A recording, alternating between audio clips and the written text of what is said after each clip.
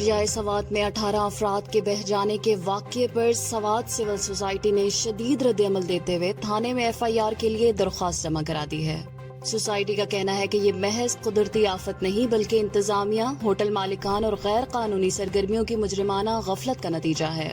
درخواست میں موقف اختیار کیا گیا ہے کہ اگر حفاظتی اقدامات ہوتے اور غیر قانونی قبضے روکے جاتے تو جانیں بچائی جا سکتی تھی۔ سوسائٹی نے مطالبہ کیا ہے کہ تمام ذمہ داران کے خلاف مقدمہ درج ہو اور مستقبل میں ایسے واقعات سے بچنے کے لیے مؤثر اقدامات کیے جائیں۔ ایران نے بین الاقوامی جوہری توانائی ایجنسی IAEA کے سربراہ رافیل گروسی کے اس درخواست کو سختی سے مسترد کر دیا ہے، جس میں انہوں نے امریکہ اور اسرائیل کے حملوں کا نشانہ بننے والی ایرانی جوہری تنصیبات کا دورہ کرنے کی خواہش ظاہر کی تھی۔ ایرانی وزیر خارجہ عباس عراقچی نے واضح کیا ہے کہ گروسی کا یہ مطالبہ نہ صرف بے معنی ہے بلکہ ممکنہ طور پر بدنیتی پر مبنی بھی ہو سکتا ہے۔ عراقچی نے زور دے کر کہا کہ ایران اپنی خود مختاری اور قومی مفادات کے تحفظ کے لیے ہر ضروری قدم اٹھانے کا حق رکھتا ہے۔ ایران کا موقف ہے کہ ان حملوں کے بعد سائٹس کا دورہ غیر ضروری اور سیاسی مداخلت کے مترادف ہے۔ گروسی کی یہ کوشش جوہری معاہدے کے تناظر میں کی گئی تھی مگر تہران نے اسے مکمل طور پر مسترد کر دیا ہے۔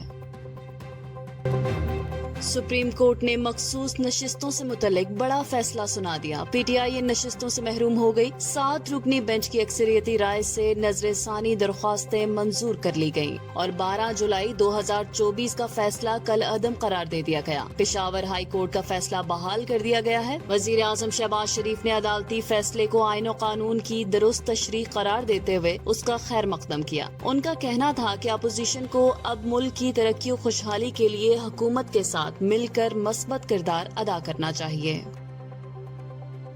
نائب وزیر اعظم و وزیر خارجہ سینیٹر محمد اسحاق ڈار کی زیر صدارت یوریا کی قیمتوں میں استحکام سے متعلق کمیٹی کا اجلاس اسلام آباد میں منعقد ہوا۔ یہ کمیٹی وزیر اعظم کی ہدایت پر قائم کی گئی تاکہ یوریا کی دستیابی اور قیمت میں استحکام کو یقینی بنایا جا سکے۔ اجلاس میں وزیر اعظم کے معاون خصوصی طارق باجوہ، وفاقی وزرائے پیٹرولیم، زراعت اور صنعت کے سیکریٹری سمیت اعلیٰ حکام نے شرکت کی۔ کمیٹی نے یوریا کے موجودہ سٹاک اور قیمتوں کی صورتحال پر اطمینان کا اظہار کیا۔ اس کے ساتھ ساتھ یوریا سیکٹر کو گیس کی فراہمی 30 ستمبر 2025 تک جاری رکھنے کا فیصلہ بھی کیا گیا۔ Chairman joint chief of staff committee general Sahir Shamshad Mirza نے آسٹریلیا کا دورہ کیا، جہاں انہوں نے سالانہ دفاعی اور سلامتی مذاکرات کے 14ویں اجلاس میں شرکت کی۔ اس اہم دورے کے دوران جنرل ساحر شمشاد نے آسٹریلیا کی اعلیٰ سویلین اور عسکری قیادت سے ملاقاتیں کی۔ مذاکرات کا مقصد دو طرفہ افہام و تفہیم کو فروغ دینا اور دفاعی تعاون کے نئے شعبوں کی نشاندہی کرنا تھا۔ اس دورے کو دونوں ممالک کے درمیان دفاعی تعلقات میں مزید پیش رفت کے لیے اہم قرار دیا جا رہا ہے۔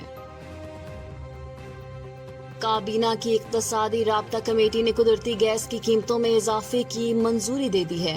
وزیر خزانہ محمد اورنگزیب کی زیر صدارت اجلاس میں گیس کے گھریلو صارفین کے فکس چارجز سمیت دیگر تمام کیٹیگریز کے لیے قیمتوں کے نئے فریم ورک کی منظوری دے دی گئی ہے۔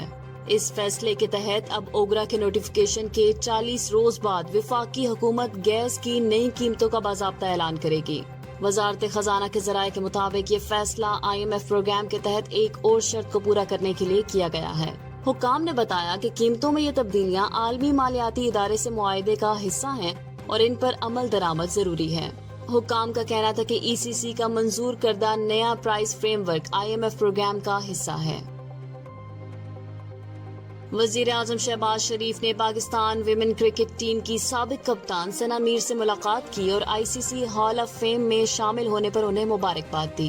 ملاقات میں وزیر اعظم نے ثنا میر کی خدمات کو سراہتے ہوئے کہا کہ ان کی قیادت میں پاکستان ویمن ٹیم نے نمایاں کامیابیاں حاصل کی اور ملک کا نام روشن کیا۔